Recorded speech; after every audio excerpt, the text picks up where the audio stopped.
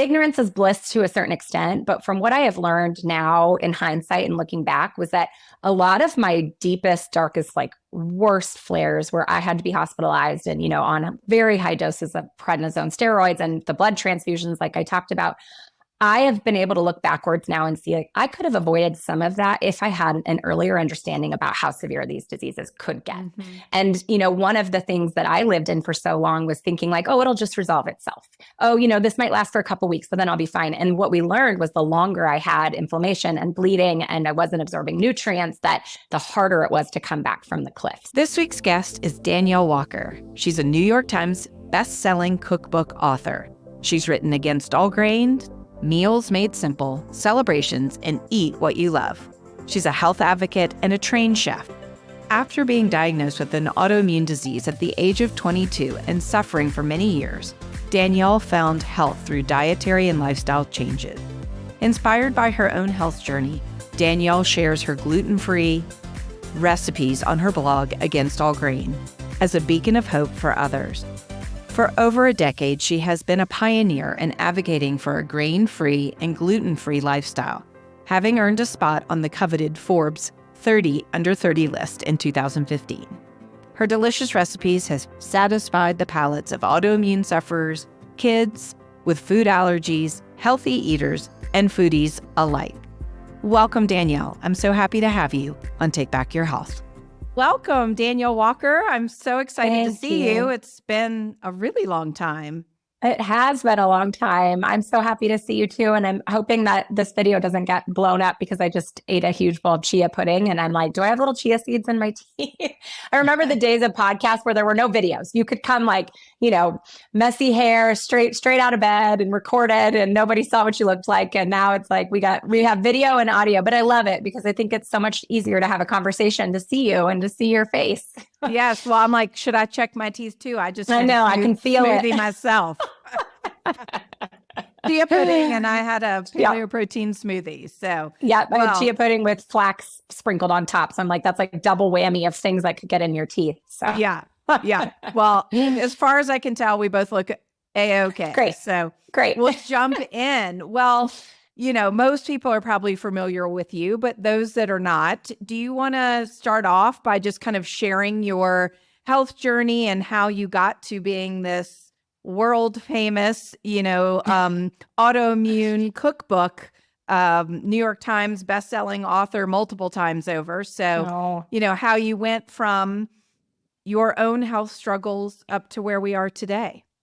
Yeah, I'll give you a truncated version because it's, about a 15, 16 year story. But short story was that I was diagnosed with ulcerative colitis, an autoimmune disease, right after I got married. So I was 22 and this was back in 2007. And I think like a lot of people didn't really get answers for a long time, kind of came on overnight. I didn't really grow up having a lot of kind of red flags. Even before that, just started having some digestive things, but I was graduating college, I was planning my wedding, and moving.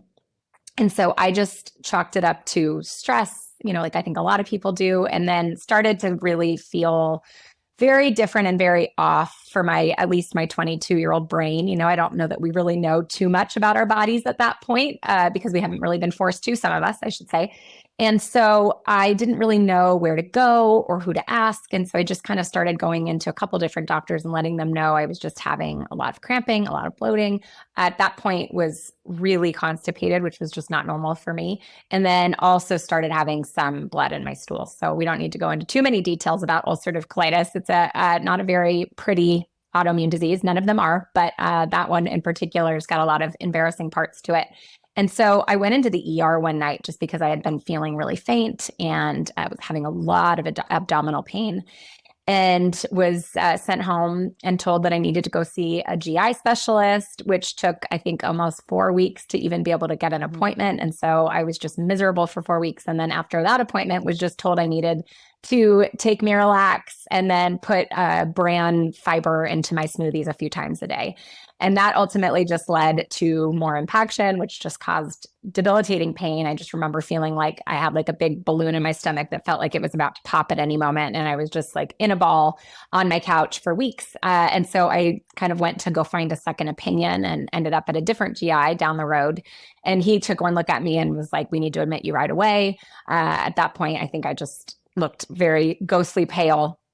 And so they admitted me and did a colonoscopy and came out wondering if it was Crohn's or colitis, but ultimately found that it was ulcerative colitis. And so I was sent home like a lot of patients, and especially at such a young age, with just not a lot of answers. But at the same time, we didn't really know how to ask questions of doctors yet. We learned later on that we had to really become, and when I say we, this is me and my brand new husband, but we had to learn kind of the hard way that we had to become advocates for my health, and we had to ask other questions and ask for testing and ask if there were alternatives to the medications that were just, kind of so flippantly being written to me and not really explained. And so I left the hospital with a diagnosis, but really no additional information. I had a name with it, but didn't really understand at all what it was. I got a little pamphlet that kind of said living with ulcerative colitis.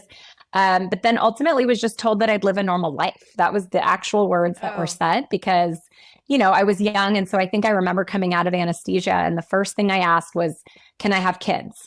Because I had my plans in place. I was a pretty type A person, but had already been with my husband for 5 years, like through high school and college. And so I had my series of events of what I was looking forward to in life. And I asked the doctor kind of point blank, can all of these plans that I have still happen? And he said, yeah, just take the medications. You'll live a normal life. And let me ask you now, did couple of things. One, had anybody in your family had autoimmunity? And two, did you really understand that it was an autoimmune condition? No. So the words autoimmune disease were never uttered to me at all. Okay. I don't think that I learned that until many years later, and actually on my own. Even after switching to a different GI, I probably ended up at 4 different ones just because I needed better care and somebody to actually talk to me about things.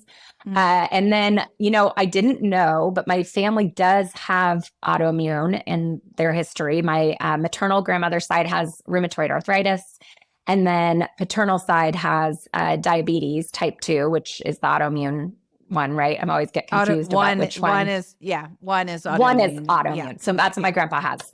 Okay. And, it's one of those things with families where I don't feel like they talk about it a lot unless you have exactly what they have. And it's similar, we went through a loss, which I know because we've known each other for so long, pregnancy loss. And it's like nobody tells you about those things before until it's happened to you. And then they kind of are like, oh, yeah, guess what? By the way, your grandma has this. And so, but I still didn't put it together for a long time that they had autoimmune disease, but different than what I had, but that it still could be hereditary and genetic in that way. Mm-hmm. And so, nothing, no explanation or any sort of training was given to us as young, newlyweds, 22 years old, of this is an autoimmune condition. There was no talk about inflammatory, aspects of it. There was definitely no talk about food and diet or lifestyle, really. It was a lot of what I had to learn on my own over the years through a lot of trial and error and through really difficult times of learning pretty, quickly, stress can cause these flare-ups, or, these could be my trigger foods, things like that. And so even as much as asking my doctor if it was okay to go to Uganda that we had planned, it was about 8 months or so after I was diagnosed. And the doctor said, oh yeah, just take your medication with you. You'll be fine. And let's just say that by the time we actually got to Uganda, I was in such a downward spiral from the lack of sleep, the time change, the 24 hours of travel, that I actually ended up in a Ugandan hospital for almost 2 weeks. And then ended up having to get home to get blood transfusions. So there was just a lot of naivety, I think, with the disease that could have been helped by just an hour-long sit down with these doctors who had been treating these patients for a long time, of just some warning signs, and again, maybe not to scare me, but to at least put something into perspective, because we just kind of went into it blindly and really didn't understand flare-ups and that you could feel fine. And then, all of a sudden basically be in this huge downward spiral of this. They didn't even use the words flare ups for me. It wasn't this understanding that I could live the normal life some of the time of the year, but then all of a sudden be sick for 3 months. Right. Yeah. I mean, you were so young, and obviously there are certain things like that that probably would have been very helpful, but I'm wondering if I had been 22 and given that news that it was an autoimmune condition and this was lifelong, Yeah. I don't know, just listening to your story, it almost sounds like, in a way, ignorance is bliss, and you were able to kind of, now, unfortunately, they didn't talk to you about diet and lifestyle. And so how did you figure that out for yourself? Yeah. I mean, I've read your book, Food Saved Me, so I do know the answers to some of these things, but for our listeners, how did you even start that path without having, because again, 22, this is back, I mean, we've known each other a very long time. And, so what is out today about, I mean, partly because of you, right? Of just talking about grain-free and gluten-free, and now the gluten-free foods are so mainstream. But back then, I mean, nobody really, other than like you and me and, we're talking about these things. So there weren't a lot of us talking about it. And that was partially what really set me off into starting my blog and then, fast forwarding and writing the cookbooks. But really quick, just backing up about, ignorance is bliss, because we continue to process these things, right? I'm 39 years old. I was diagnosed when I was 22. I've experienced a lot of life with this disease now. I think the biggest thing, and I think what would be so helpful and more important, is ignorance is bliss to a certain extent. But from what I have learned now in hindsight and looking back, was that a lot of my deepest, darkest, like worst flares where I had to be hospitalized and, on very high doses of prednisone steroids and the blood transfusions, like I talked about, I have been able to look backwards now and see I could have avoided some of that if I had an earlier understanding about how severe these diseases could get. And, one of the things that I lived in for so long was thinking like, oh, it'll just resolve itself. Oh, this might last for a couple of weeks, but then I'll be fine. And what we learned was the longer I had inflammation and bleeding and I wasn't absorbing nutrients, that the harder it was to come back from the cliff. So I do think there has to be some, level of education. And that's why I wrote Food Saved Me, because even though I have ulcerative colitis and not everybody has that exact disease, I do think that there's, so many parallels in a lot of the other autoimmune diseases and chronic illnesses. But just when we let something fester and get out of control for so long, just kind of hoping for the best, that it'll get better or that the medications that they said would work will start to work, then, we get to a place sometimes where our bodies can't even recover, even with food and lifestyle and diet. And, so that is one piece that if I could change things, I would. So, in terms of the food, I always say this and I preface it. I was a marketing and PR major. I did not go to, nutrition school. I didn't study medicine, but the very small understanding that I had of what my disease was, mostly because it was so, digestive oriented, there was just something innately in my brain that made me ask the doctors, is there something that I'm eating that is making this worse? Or is there something that I'm not, getting enough of? And I would say I ate a pretty standard American diet, but little maybe veering on the slightly healthier side. We weren't going through drive-throughs all the time, but I definitely utilized frozen foods and, wheat and sugar and all of that. And every single GI that I saw, and even we're talking like teaching doctors at UCSF. I mean, I'm in the Bay Area, so I have a lot of access to really incredible doctors. I saw a doctor at Stanford, and every single doctor said to me, diet doesn't cause it, it doesn't cure it, and it can't help it. And I just didn't want to take that. Yeah. Can we pause there for a quick second? Because, it's one thing, which of course you and I know that is not true, but it's one thing to say that rheumatoid arthritis or thyroid disease, but a digestive issue, it's so incredible that, and look, I'm trained as a conventional doctor, and they don't teach you anything about it, but it is just mind boggling, even if you don't know anything, that somebody could say that for a disease that's actually occurring in your digestive system. Right. I know. Yeah. And I was so young that I and you kind of are always told to follow doctor's orders. Right. And yes. So I did, and I still did the medications. And, there's a piece of me that is believing that of, oh, this diet, they say diet doesn't do anything. And looking back again, it's like looking back now, I can understand that there isn't training. There's not nutritional training. And I'm sure that there's some level of, they have, protection in terms of legalities. If there's not studies, to show this, they can't tell you that. But I just didn't want to take that for an answer. And I was being faced at that point with one of two options. One was removing part of my colon, which they kind of gave me this whole litany of other things that could happen. They're like, you can take it out and it'll help, but you might get pouchitis. And I'm like, this, at 22, these don't sound like great options for me. And then the other one was an immunosuppressant that was IV therapy. And I think it was every 6 weeks. But they, told me all these other side effects that could come from it. And then they also said you can't ever go off of it because you'll build antibodies. And again, that mind of thinking like, well, I want to have a family. And is it safe to be on that while I'm pregnant? And if I go off for a little bit, can I go back on? And, they're like, no, that's not an option. Once you start, like, this is it. And so I just started doing some of my own research. And because it was digestive and because I had already slightly started to notice when I ate certain things, I had worse cramping or more bathroom trips, just not a lot. I wasn't really keeping track or correlating it at that point, but there was enough in me that just said something is causing more pain, and so I just started researching it. And I write a lot about that in Food Saved Me. It was kind of the Wild West at that point. We didn't have social media. We didn't have, support groups. We didn't have full pages dedicated to these things where you could go find other people with IBD or with ulcerative colitis. Facebook at that point was just for college students, I think. And so I found medical chat boards, which I don't even know if those forums are still a thing these days. But I found a lot of solace in it, and also a lot of fear because I'm up at 1 a.m. on a prednisone high, completely like out of my mind, can't sleep. And I'm Googling and just trying to, maybe it wasn't even Google at that time. It might've been like Ask Jeeves. But I'm researching and I'm starting to find real people who were like me. And that was probably the biggest turning point for me, because up until then, all I had spoken to and with were doctors.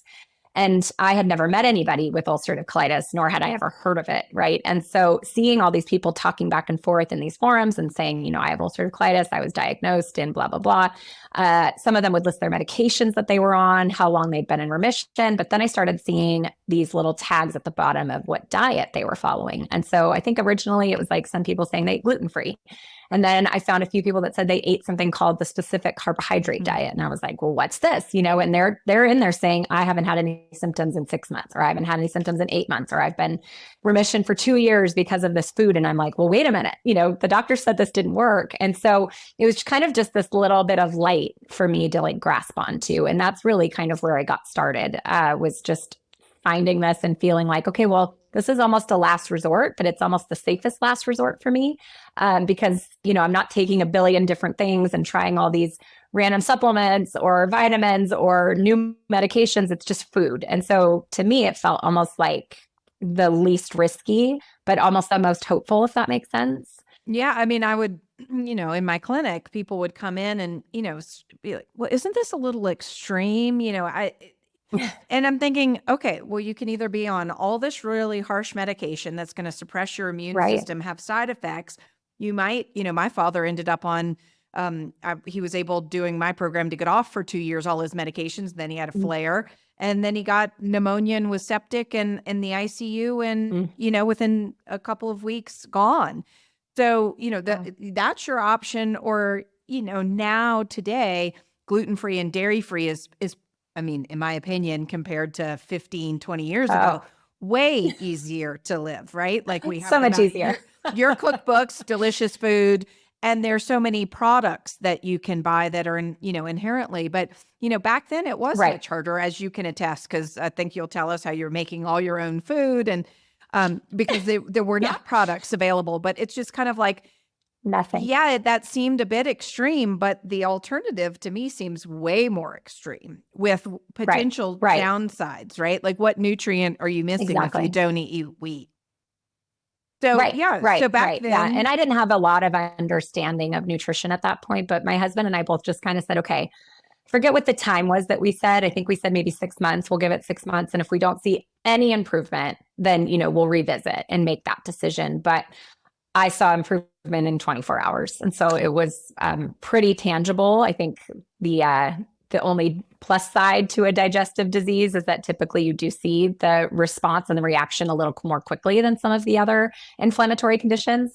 But it was enough to give me a pause of, maybe there's more to this than than these doctors even understand. And so did your husband follow this diet with you in moral support of you? Great. I mean, that's what he did eventually. It wasn't, it wasn't right away. And I had to ask, actually, he volunteered. He's definitely been my rock through all of this. And I hope that for everybody that's going through this, whether it's a friend or family member. But yeah, early on we didn't have kids yet. And I was trying to change the way I was eating. So I was making him something separate. I'd put fries in the oven for him or some rice or something to go along with whatever I was making. And I didn't have what's the word I'm looking for? I didn't have it in me to not take his food off of his plate or just a little bite or this and that. Well, and so so he looked at me and said, "Do I need to do this with you?" And I said, "That would be great." So he did. And it's funny, and I don't think abnormal, but he felt so much better by doing it himself. He would go off at work and he would have like a burger with a bun, or he'd have, this, that, and the other when he wasn't with me. And he'd come home and just be like, "I just feel off. I don't feel great. I'm not sleeping," and so he started to really notice. So he's been gluten-free just as long as I have because he notices a huge difference. He has a lot more leeway than I do. If he, wanted to eat something, he probably could, but he notices the effects, even though he's not diagnosed with something like I am. Yeah, I always would request. I mean, typically in my clinic, I was seeing women and typically they were doing the cooking. And so I said, you either have to have your husband do it with you or tell them that they got to find their own meal. Because it is too hard. But then, people would come back and they'd say, "Oh, my husband, lost 20 pounds and he feels amazing." Like, well, it's a 2-for-1 special is what I call it. Right. They would be all irritated because they didn't, men and women, they didn't lose quite as much weight or whatever. And, and they were the one with the problem and they're paying for the appointment. And then the husband was just sort of on the side, but getting all these fabulous results. That's right. He's got the side benefits. So now, did you start with just gluten-free or did you move immediately into grain-free, or was that an evolution from the gluten-free? Yeah, it was a little bit of an evolution. I did have one GI in San Francisco finally say something about food, and it was minimal, but it was, take fish oil, and don't eat anything white, which he was like, no white bread, switch to all like whole grain bread, no white rice, do brown rice. And so I think it started there, but just was not seeing improvement. Then went to gluten-free, but unfortunately, like a lot of us, went and just bought all the junk. It was like, if it said gluten-free, I was like, oh, great, I can have the donuts and I can have the waffles. And I learned that a lot of the additives that are in gluten-free products like xanthan gum and like all the different starches just didn't sit well with my body. And so that's really when I dove in and started SCD, which is specific carbohydrate diet, very closely related to the GAPS diet. And I saw really significant improvement with that, but still not enough. And it was very restrictive. And so when we're talking about having to make everything, I mean, I'm making homemade yogurt and I'm making homemade ketchup and I'm making my own mayonnaise. And, you couldn't buy at that point with the rules of that diet, you just couldn't buy anything that was processed at all. And they didn't even want you to have canned things. Even if the ingredient was single, they didn't want you to have anything like that. It had to all be homemade and freshly made and homemade bone broth. And so I saw improvement, but not enough, that I was fully convinced. And so I saw a functional practitioner in San Francisco after one of my early, very, very bad flares. And this is now a couple years into my diagnosis. And I had a toddler at the time by that point. And I was hospitalized for a couple of weeks. And then came out of the hospital after having a colonoscopy, feeling actually worse than I did when I was admitted, and was going to the bathroom 25 times a day. And so I sought her help, and she did an elimination diet with me that looked very close to a paleo kind of autoimmune protocol.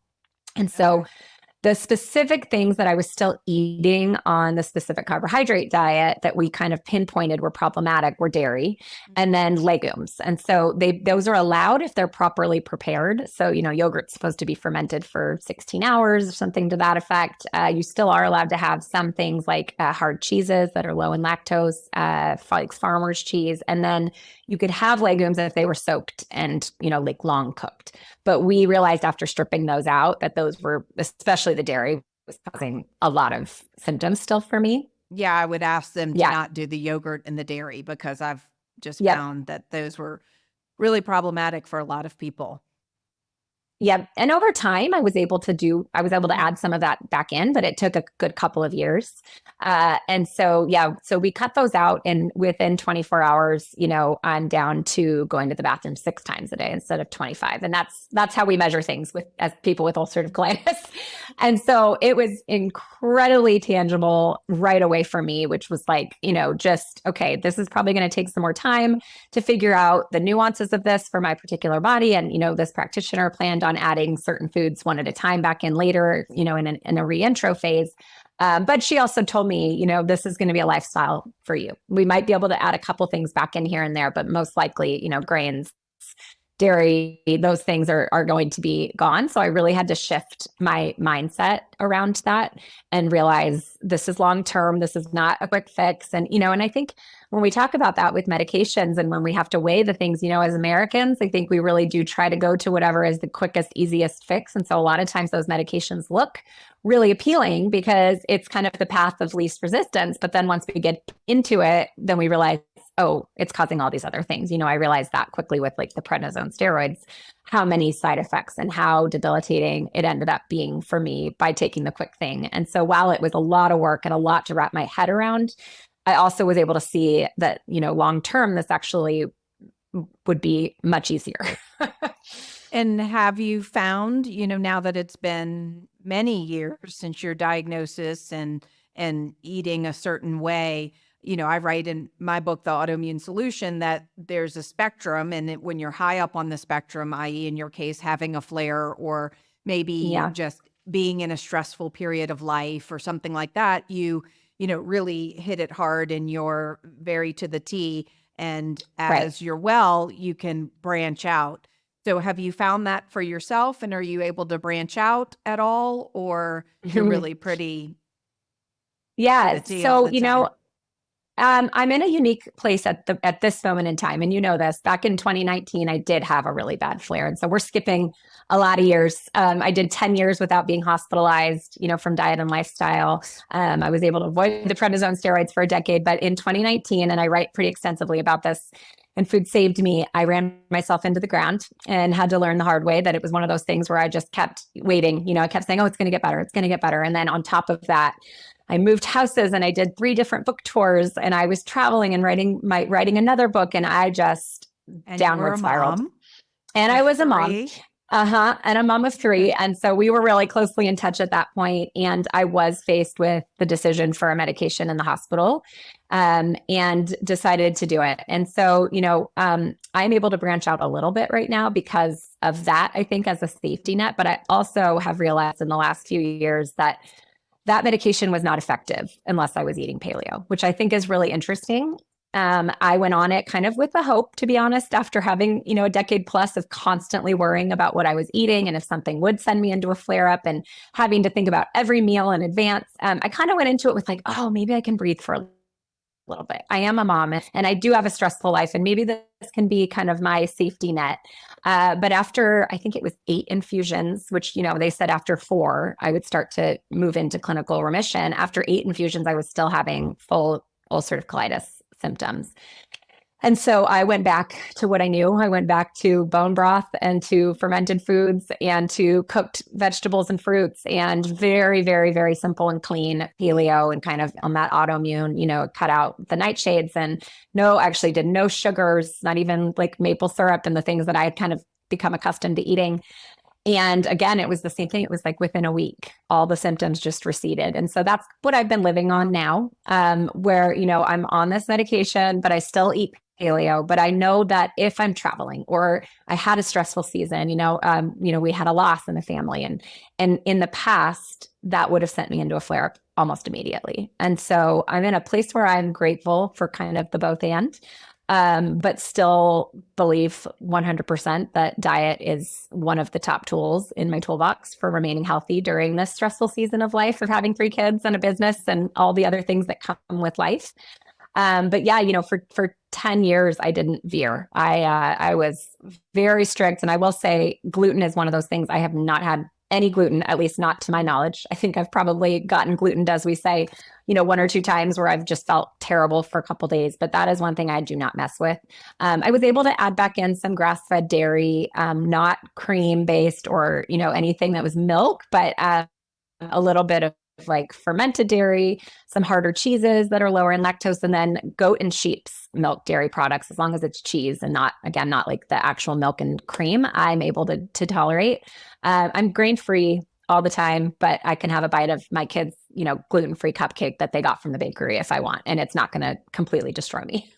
I won't sit down to a whole one because it's not worth it, because I just know I'll feel terrible the next day. It won't put me into a flare-up, but I just won't feel great. Mm-hmm. And so, yeah, speaking of children, I know that they're very prominent, in your cookbooks, and a lot of your cooking, thank you very much, is geared towards moms and families and children. Yeah. So thank you very much for that. Do they eat this lifestyle all the time, or do they ever veer out or branch out? Yeah, it's been an evolution for them. And, again, it's like every year is different. I've got a 14, well, he'll be 14 in August, 14, 9, and 7-year-old. And so first of all, each child is completely different. And also every year, as they get older. I will say the 14 age is easier. He is, he's also our oldest, so he's kind of a rule follower. And he's almost kind of picky. So he tends to really stick with it. But, he loves Sour Patch Kids. And it's one of those battles where I'm like, okay, I'm going to when you go out, I'm not buying them at the house, but if you go out to a movie and that's what you choose to buy with your money, I'm going to let you make that decision for yourself. They are 100% gluten-free.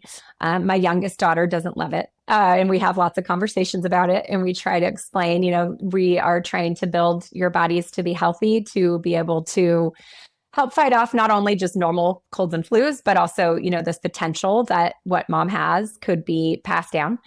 And to keep inflammation out. And so we talk a lot about it, but we also try not to villainize the food. I kind of try to make it more fun, which when you said, my recipes are written really because I've got 3 kids and I've never wanted them to feel deprived. So, I grew up making chocolate chip cookies with my mom. And so I made a chocolate chip cookie recipe so we could just do those things.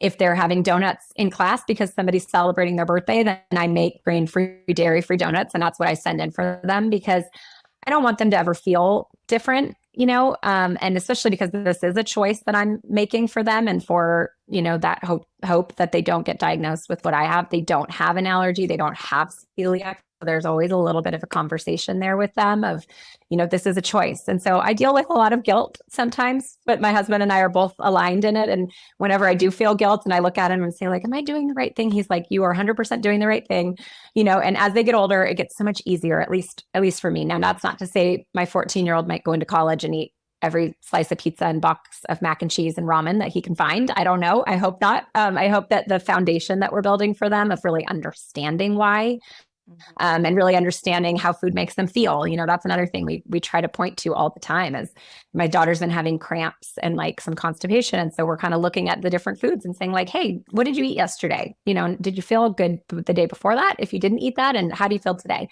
And so just really trying to show them to listen to their bodies, like I had to learn. But yeah, I would say they're gluten-free 100%. They are probably grain-free paleo the way I eat, let's say 70% of the time, because it's just the way I cook at home. But if I'm making, spaghetti sauce, my 14-year-old used to eat spaghetti squash and zucchini noodles all the time. And at some point I introduce brown rice noodles. And I'm not sure I could get them to go back to zucchini noodles if I tried, because they know brown rice noodles now. But it's certain things where I've decided like, okay, just straight brown rice with water, and that's the only ingredients. Like I'm okay with them having that. I can't tolerate it, but they're great with it. So yeah, there's like little things that we do here and there. I don't make 2 meals, but there's certain things where they'll get, they can eat a bowl of rice, and I'll make myself cauliflower rice. Right. Yeah. No, I mean, I think it's so important. And personally, I totally believe you're doing the right thing. I mean, there's so many people that I would counsel that you just see the autoimmunity coming down generation after generation. Right. And I say, like, you're not asking me yet, but I'm just going to let you know. And I would have your child, be gluten-free, at least, if not gluten-free, dairy-free. And it's so much easier to start them off. My daughter, who is adopted, but she had terrible eczema when she was born. And so I made the decision, also just knowing that gluten and dairy are inflammatory, I just decided. Right. And then she later was actually having some mouth sores, and we checked for titers and everything for herpes, never been exposed. So then I did genetics on her, and she does have 2 genes for celiac. And so, I'm glad. I mean, I will let her eat once a year if we go to New Orleans beignets, just so her system sees it. But she knows, in fact, if I don't warn her, like, if we can do sheep's dairy as well, or sheep's cheese. And so that's usually what we do if we do pizza, where she'll do the vegan cheeses. But occasionally I'll say, this has real cheese, or this has whatever. Do you want it? And I would say probably 70% of the time she says, no, thank you, because she knows it hurts her stomach. And she's 7, and some of the time she'll just say, no, I'll be fine. Like, yes, I do want real ice cream today, Mom. I'm like, all right.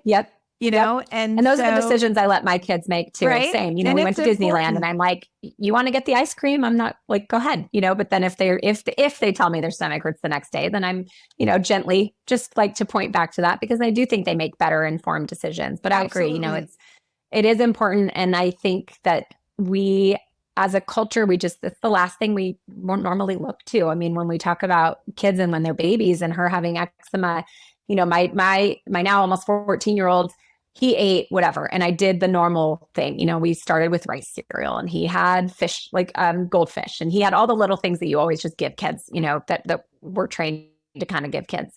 And I went to a conference, Paleo conference, which I'm sure we were probably both at the time. And I heard this panel of moms talking about that they feed their kids also Paleo. And I started to think, I was still somewhat new to it, but I was like, well, if it's that important for my body, and I'm caring so much about what I'm eating, and I'm seeing it affect it so much, then for this tiny newbie that's like brand new to this earth, that's starting out hopefully healthy, then shouldn't I care a lot about his body now, as opposed to waiting until something happens, and I saw such a huge difference, not only in my pregnancies eating. So, his pregnancy, I ate whatever I wanted because I was feeling great. Autoimmune a lot of times can kind of repress when you're pregnant. So I'm like, oh, great, this is my time. I can eat all the things. And then because of the terrible flare-ups I had postpartum for my subsequent pregnancies, I really stuck to paleo. I mean, I think I probably would let myself, go get something random maybe a couple times during the pregnancy, but I felt so much better. I didn't have morning sickness. I was sleeping better. I didn't have a lot of aches and pains. And then really after, I noticed such a big difference in breastfeeding. The next 2 babies were just so much easier and quieter. And it could have been the kids themselves, but not as much of the stomach pain. My first one had terrible, like gas pains. He would just scream and cry all the time, maybe colic. I don't know.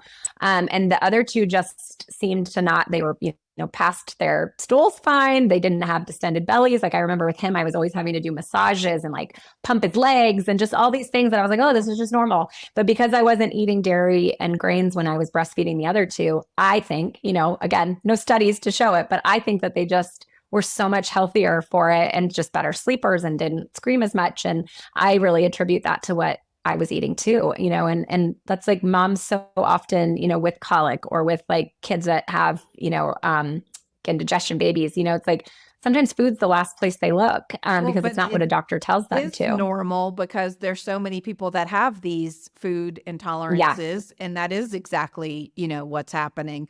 We were able to get breast milk from a surrogate someone who Yeah. had just delivered, and the Mm. people were in New York and they didn't want the breast milk. And Oh, so, amazing. yeah, so, and she happened to be gluten-free. So I was like, okay, Yeah. this is amazing, Great. that she's Yeah. not even, getting this through breast milk. So, Hmm. yeah, Hmm. I mean, I think, and I think because your children are having this experience and you are allowing them choice making, that when they Hmm. do go to college, I mean, one, they're already going to have this self-awareness. And that's what I would see Yeah. all the time in my clinic. People would come and be so worried about their children. And I'm like, if they're like older than 4, they're going to notice that like their tummy doesn't hurt Hmm. anymore, or their head doesn't hurt, or they don't have, Yeah. constipation or whatever it is. And they're going to end up being the police. Right. And that's what would happen in most cases.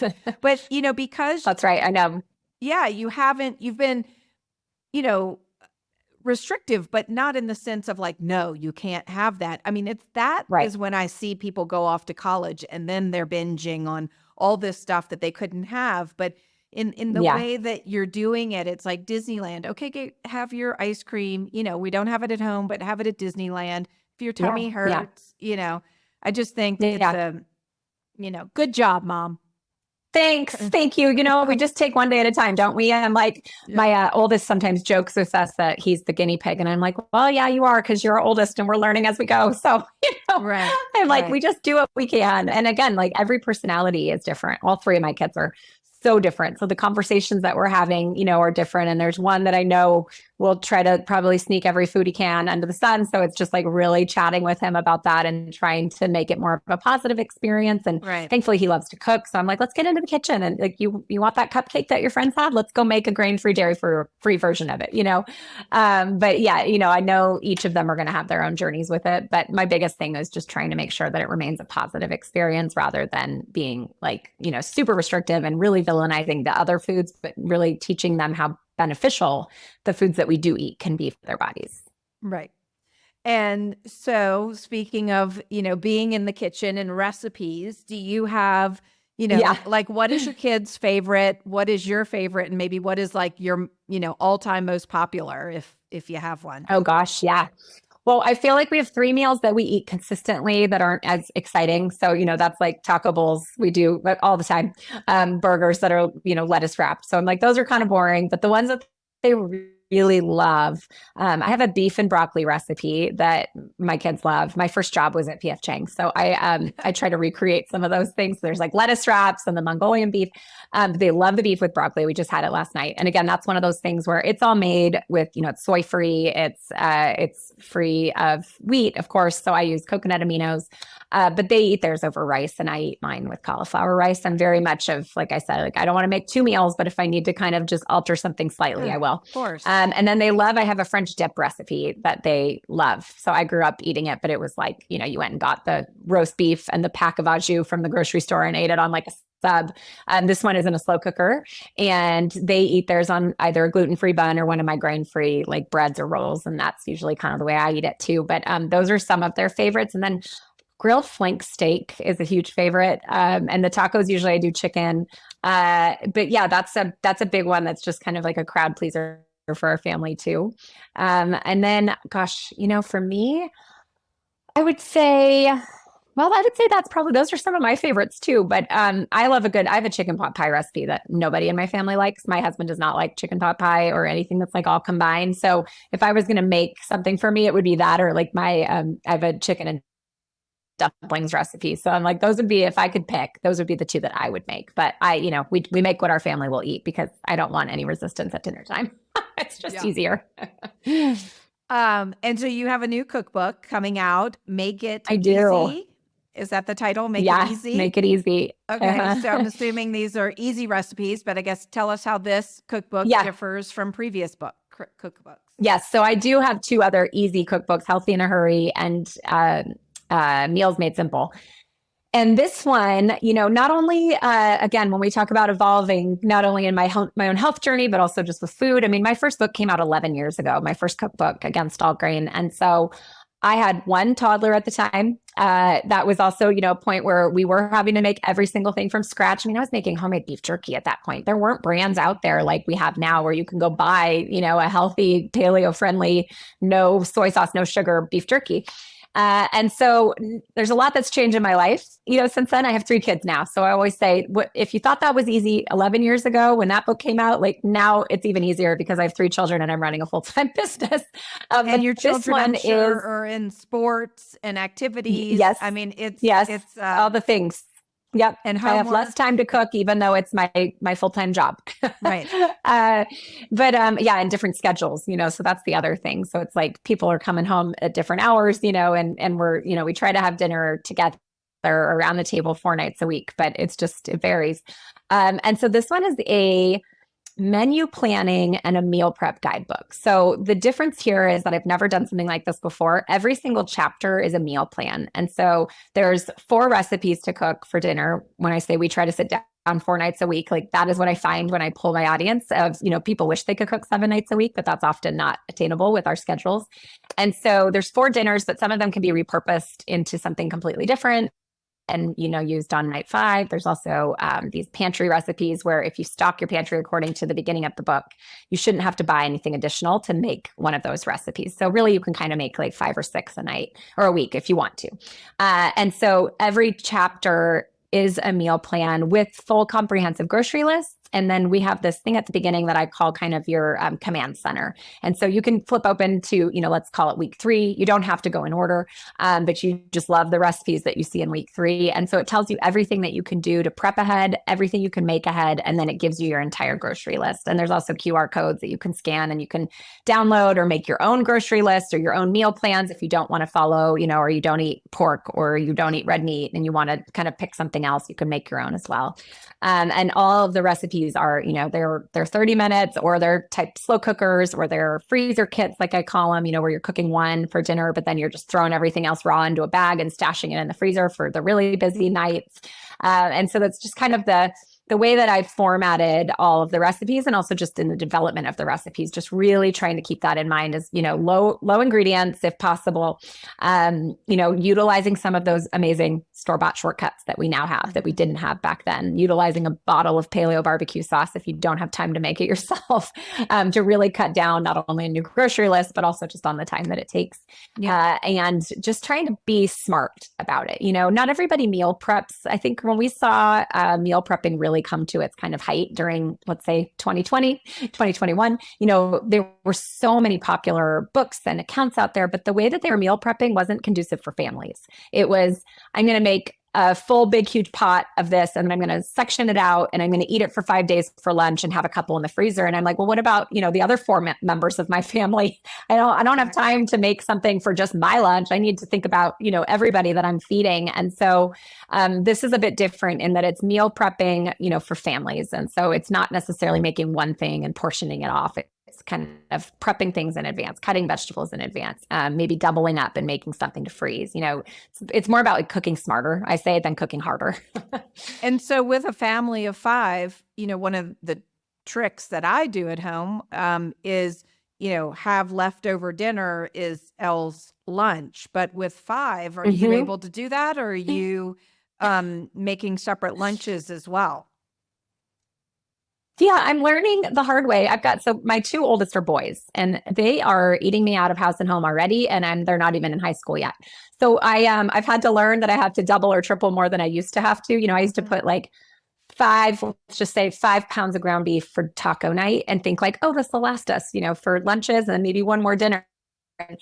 It's like that barely sustains my boys, Wow. For one meal plus a lunch at this point. They're crazy. And then if they have friends come in, then it's like, oh gosh, this is really not going to last. But yeah, I've had to get really smart about that. I either have to make something and like just put some of it away immediately, because otherwise if it's there, they'll just, keep helping themselves. And I'm like, here, have more salad instead, so I can save this for the next day. But yeah, no, I mean, I have to make a lot with the 2 boys, especially, and really try to kind of consciously think about what else I can fill them up with dinner so that I can put some of it aside, because otherwise it's gone in a heartbeat. Right. And it's just like our whole lives are revolving. I mean, I only have 1 child, but my whole life, I feel Yes. like we went to a friend's house for dinner last night and it was amazing. And then I'm like, Yeah. and we didn't leave till 9 o'clock. So we didn't get home till 9:30. Yeah. I'm thinking, oh my gosh, I have nothing for lunch, and I sort of Yeah. said it out loud, just in a like, oh, normally lunch is leftover dinner. And then they were very Right. kind and they sent me home with something, which was Oh, so so kind. nice. But Yes. I was Yes. thinking, I was like, oh, I didn't mean to say, I wasn't saying it out loud like that. I was just like, literally catching myself going, Yeah. oh no. Just Yeah. said I did Yeah, not I would say have my any. husband Ryan and I do more of the leftovers for lunch than they do. I mean, they're pretty simple when it comes to their lunch. Like I buy that organic turkey from Trader Joe's. It's just like turkey, salt, and water, and they'll just eat that like rolled up with lettuce, or a piece of goat or sheep's milk cheese like in between it. They love to like roll those up. And then as long as I'm stocked full with lots of veggies and fruit, I can kind of just like give them a pretty simple lunch with some protein and vegetables and fruit. Maybe some Simple Mills crackers, or some Siete tortilla chips or something like that. But yeah, they'll eat some of the leftovers if I have them, especially during the summer when they're home. For school lunches, I keep it fairly simple and just kind of send the same thing. And thankfully, they haven't had an uprising there yet. They're not asking for anything super fancy, but I'm like, as soon as they do, I'm just going to be like, okay, pack your own lunch. Yeah. Go through the fridge, figure out what you want. Yeah. Well, if your children are like mine, it's like I can get away with something for about a month, and then it's like, nope, don't like that anymore. And Yep. so, I don't right like when you that think you're anymore. on Isn't a that funny? roll, right? Right when you Yes. think you're on a Yes. roll, I'm like, I oh my God, I know. got this. I'm going to, do this. And that was Yes. the problem we had made for her jambalaya the night before, which she loves, sausage and Oh, shrimp yum. and all this Yeah. stuff. Yeah. And it Yeah. was in rice, but she didn't like it. So then that was like, I was like, oh, Oh. this is going to be several meals, She didn't like Oh it. gosh. So Oh my, I that was is like, the well, worst. Yeah, they like something and then all of a sudden, I I know. know. And then they don't And like it's it. I'm for like, me, it's always something I start to get prideful about. 'Cause like my younger two loved salmon with just Rayo's tomato sauce on it. And they would eat like 6 ounces of salmon in a sitting. And I'm thinking like, oh, good job, mom. I'm getting them all this wild salmon. yeah, So I'm buying it. And then I would make it. And then all of a sudden, no, a few months ago, one's like, I don't like I don't salmon like anymore. that. And I'm like, darn it, that was one of my wins, I know. Okay. So what, let's see. So 2 final questions. One is just, Yeah. for, the parents out there, we won't just say moms and dads out there. Yeah. Yeah. Their kid maybe has some health issue.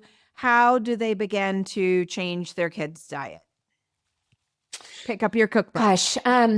Yeah. All of my recipes have been written with kids, testing them in my house. I mean, they may not all be like what we think of as kids' food. You're not going to have pizza and chicken tenders for every single meal, but they're all, kid approved in that they've got fun and different textures and sauces, and not too, like, nothing's really spicy.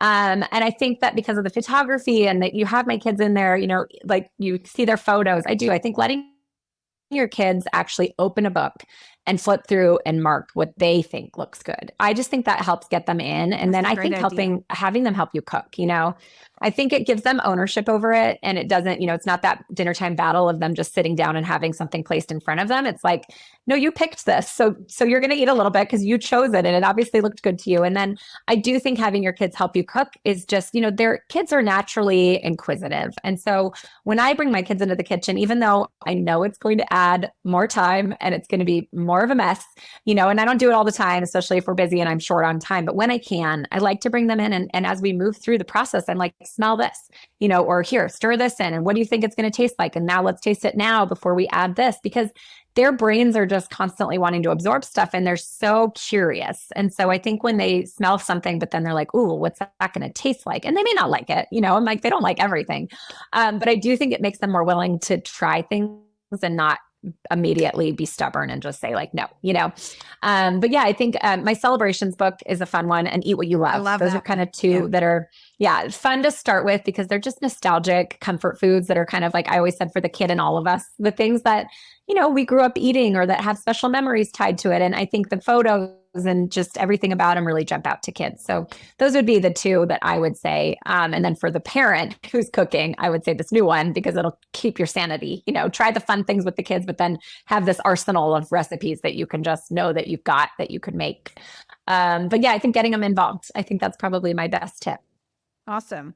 Well, I like to ask everyone before we part ways, 3 things. You might have already sort of answered this, but 3 things that our listeners can do today to take back their health right now? Mm. Yeah, I think diving into the kitchen, I think not putting a toe in, but really going full in at least for 30 days is what I say. I think it takes your body some time to recognize it and your brain to recognize it. And then listening to your body. I think we talked about that so much. And I think it's so important to teach the kids that early on because it took me so long to see that correlation. But understanding that not everybody is, one size fits all. What the way I eat may not exactly work for you or take your symptoms down as quick as it did for mine. And you may have to find some nuances. And then I really think listening to what your body's telling you about stress is huge for autoimmune and something that I still don't think it's studied or talked about enough. But just that you can be eating perfectly, but go through seasons of really stressful times or loss or trauma from underneath you. So just being really conscious of your mental health is another big thing that I think is important. Yeah. I mean, it's so true. The number of people that I would see, and they were going through a really stressful time, like, what you've talked about, a move or a divorce or a death or something. And, that's, of course, when we all want to reach for the comfort foods, right? And I just have to tell people that is the worst time to be, veering from this. That's the time to dial it in even more. And then, maybe once you're through that, reach out for the comfort foods. But it's not the time to be throwing all caution to the wind because those things have such an enormous impact and can really affect our health. Right. Well, and where can listeners find you? Yeah. So, my books are anywhere books are sold, Target and Amazon, Barnes and Noble, you name it. And Make It Easy will be on shelf September 10th in Target, on Barnes and Noble shelves, Amazon, your local independent bookseller. And then I'm on Instagram at Danielle Walker. And I also have a weekly Substack publication where I'm developing brand new recipes and doing full tutorial cooking videos for people who are more visual learners. And there's a community within there, and there's Q&As with me. So you can find that through my Instagram as well. And then I'll be in person on tour for the first few weeks of September. So I'm really excited to get to be out and cooking live for people and getting to chat with everybody again. It's going to be really fun.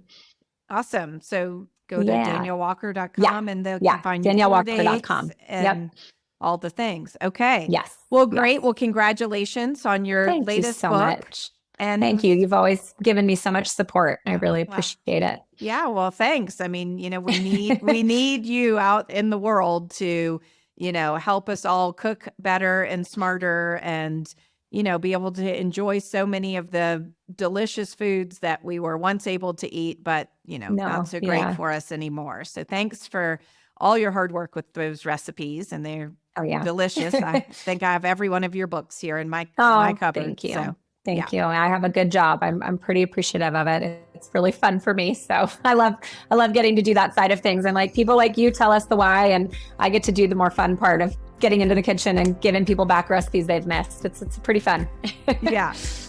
Well, awesome. Well, I hope to see you in person one day soon and get our 7-year-old girls together. Oh my gosh, I know. They would be such buddies, I'm sure. And we're like, California, come on out. Yeah. Well, I'm going to. Thank you. Yes, good to talk to you. Thanks so much. You too. I want to thank this week's guests for sharing their time and knowledge, and thank you for listening.